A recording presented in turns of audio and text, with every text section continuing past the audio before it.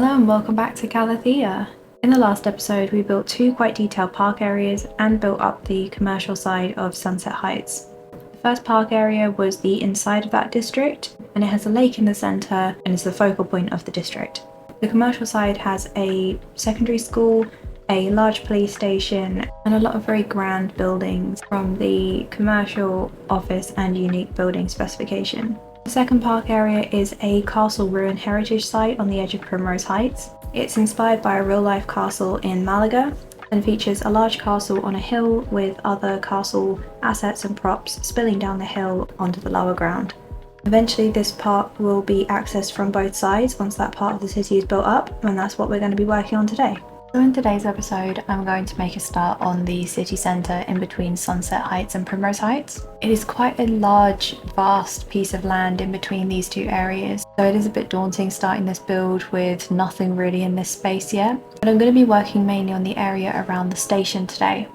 Now this station is getting a huge amount of use, and there are international trains coming in and out one after another, and hordes of people using this station. So it is very, very busy, but all of these people are coming out of the station and then travelling quite a long distance because there's nothing around it at the moment. So to save a bit of traffic on the roads, I'm going to be building up the area around the station to put a few more tourist attractions in around here so that hopefully they won't need to travel as far to find something fun to do. I'm going to keep the Spanish Mediterranean theme going in this district as well, with a few unique buildings and also some nods to the other architectural styles that I've been using throughout this build so far. The city is going to get gradually more built up as it gets towards this peninsula over here, because this is where I plan to have the IT, high-tech, high-end business centre. I will be doing some residential in this build because housing is the biggest demand at the moment. The population has been stagnant around the 18,000 mark for quite a while because I haven't really added any new houses in apart from a very small village up by the Mediterranean town. But I won't necessarily be showing all of that in great detail on camera because I've already done plenty of residential builds so far. So I want to make sure that each of these episodes is focused on something new and exciting. So let's get building.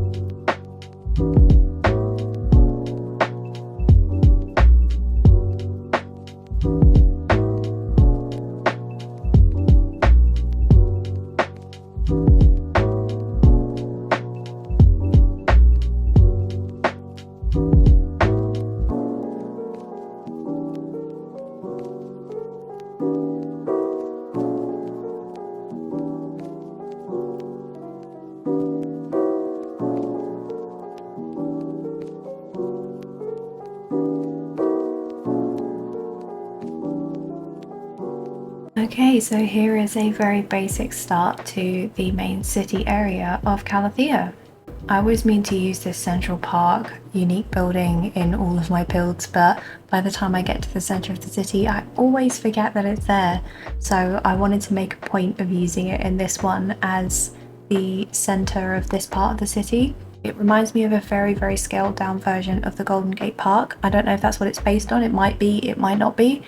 But I wanted to kind of bring the San Francisco element back into this part of the city with this park. I kind of did exactly what I said I wasn't going to do, and I did focus a lot on putting the housing in a nice way, but that's mainly because this is going to be the center of the city and I don't want it to just look random and not cared for. So I put a few different configurations of the green cities and custom residential buildings down the back here.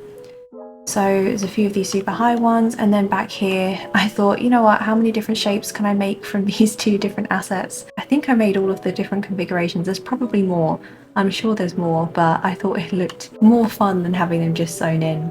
And I also made the buildings a gradient as they go down, so they get darker as they go along this way, which, you know, I didn't have to do, but I get sidetracked on things very easily, and color is very important to me, which is why I'm not such a fan of this red block. But I love the style of the buildings, so I think I can overlook it. There will be stuff around it eventually, so it's not the end of the world. These are modular custom assets, as are these from the same creator, and they have both square and rounded edges. So this one has a little tropical garden in the middle with a pathway running down the edge. And then these are two unique buildings that have been smushed together. Used the same modular piece once again. I thought it looked good with two bump outs because it would have been slightly off center otherwise, so I just mirrored the same round the back as well. Although I might just change that to a flat back. I don't see any reason to have the fancy bit against the housing. This down here is again another unique building. It's a custom one from the workshop, and it is, I believe, a city hall. It's a beautiful building. It's very futuristic and organic, and I thought it looked good at the end of this park. You can kind of see it peeking over the end of this park, and everything else around here is so square, so I thought it would be nice to have a very free-flowing rounded shape in here as well. Down here are some more high-density commercial blocks. I love the way that these all fit together. It's a mix of custom assets and assets from the Modern City Centers DLC. I tried to make sure that all the colours match so they kind of blend seamlessly from one to another. They do keep removing themselves because they can't get enough goods in because the traffic isn't exactly that great on this map so far, so I may need to put in a cargo train hub at some point because it is getting a little bit bad now. But I think they look really good together. I love how these pieces create two inner courtyards in the centre. There's another couple blocks here of high density commercial from the Modern City Centres pack. This block was a little bit more difficult to fill because it's 8 by 7 and I couldn't really find the right assets to use here, but I used two of the same down one side and then kind of not very seamlessly transitioned it into a 3 by 3 with a 2 by 3 in the middle that isn't really the same kind, and there is a glass panel missing from the middle there, but we're going to ignore that. I did have a different row of buildings in there to begin with, but they didn't have anything on this back side, and I wanted to make sure that when you're coming through on the train it actually looks nice from the tracks, so I wanted to change it to ones that actually had stuff on that side. I wanted to put some services in this district straight off the bat because otherwise the city service vehicles are going to be coming from miles away. So there is a district police station here and a hospital here. This is from the workshop. I believe it is based on one in France. And I think the green and white goes well with the rest of the stuff we've been doing in this district so far. And I've been waiting to use this asset in a build. It's just too big for anything else that I've done so far. So I thought it fit perfectly in this gap, and it's got a couple of parking lots down the back. This is the medical lab.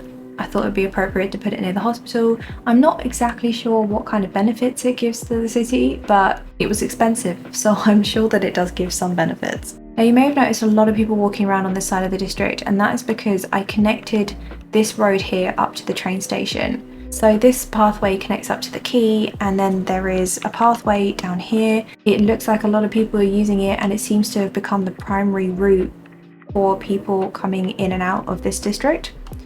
And you'll see as people are coming out of this station here, a lot of them are coming out this way and going straight into this district over here. So I know it probably looks a little bit silly to have just a really densely built up part of a city centre with nothing else around it.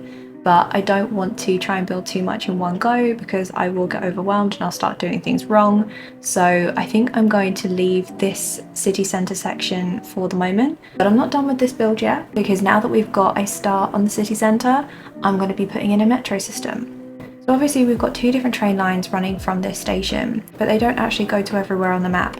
For example, Primrose Heights has no station actually in the district, and the San Francisco inspired build doesn't have a station either, so everyone in this district has to travel over the road to this station here, which gets extremely busy. There's 9 buses taking people from this district to this station, and it's always completely overfilled.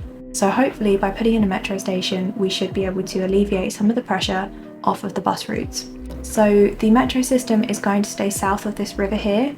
So on this map, this is north, this is south. I'm looking at it from a weird angle, so just roll with me. It's going to kind of stay within this center section here, and everywhere else on the map will be serviced by trains. So we've already decided where one of the stations in Sunset Heights is going to go. As this district is going to spread out towards the beach, it may end up with more than one stop. But I decided at the end of the last episode that the station in the center of this town was going to go in between the cathedral and the Coliseum here. We also have the metro location in the San Francisco inspired build already picked out. I left this square empty on purpose so that I could put a metro station here and do a bit of detailing around it. So I'll do that while I'm putting the station in. We also have a place picked out in Primrose Heights. I originally picked this space here next to the yoga garden for the metro station. But now that I'm thinking about it, having loads of people walking past the yoga garden while people are trying to relax probably isn't the kindest thing to do.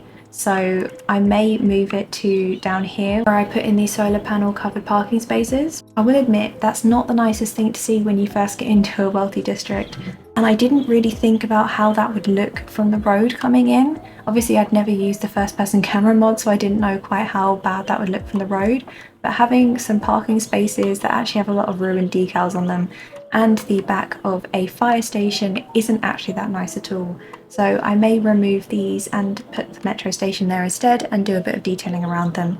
And then I can do something else with this space near the yoga garden if I think of something in particular. So it looks like the only place I haven't really thought about where to put the metro station is the district that I've just built. I was thinking of putting the metro station on this corner here because this unique building actually only takes up the centre of this block, but I didn't want to put anything else around it and distract from the view. So a metro station that is quite flat to the ground will be perfect. So I'm going to go around and put all the stations in the districts and then connect them up.